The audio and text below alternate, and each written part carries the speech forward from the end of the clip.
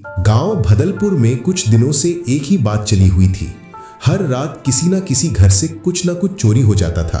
किसी के घर से अनाज, किसी के घर से पैसे और कभी कभी तो सिर्फ बच्चों के खिलौने तक गायब हो जाते।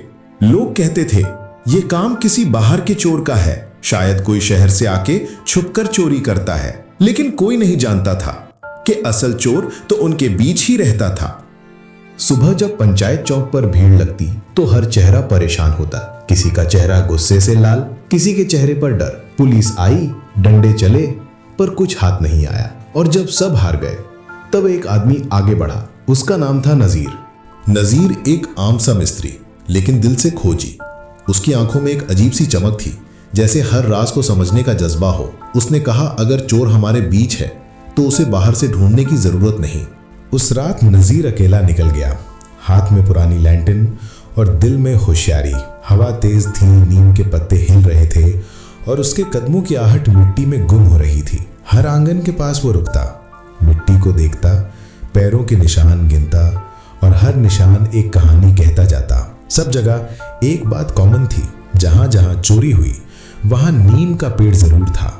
अगली सुबह जब लोग हंस रहे थे और कह रहे थे ये सब तो बस हवा है, नजीर चुप था। उसके चेहरे पर वो खामोशी थी जो सिर्फ सच ढूंढने वालों के पास होती है। उसने डिसाइड कर लिया था, आज रात वो चोर से मिल के रहेगा। रात बारिश से भरी थी, आसमान में बादल थे और पूरा गांव सोया हुआ था। नजीर नीम के पेड़ के पास छुप गया। उसने लैंटर्न बंद कर दी और सिर्फ एक हल्की घंटी की आवाज सुनाई दी, डिंग डिंग डिंग। वो आवाज उसी तरफ से आई जहां से चोरी होती थी। थोड़ी देर बाद एक परछाई दिखाई दी, हाथ में थैला, पैरों में मिट्टी और चाल में घबराहट। नजीर ने टॉर्च जलाई और चोर भाग गया। उसके पीछे भागता हुआ नजीर मिट्टी में गिरता है, टॉर्च गिर जाती है और जमीन पर एक छोटी घंटी लुढ़कती है। वही घंटी जिसकी आवाज रात भर सुनी जाती थी। सुबह नजीर उस घंटी को लेकर पुलिस के पास गया।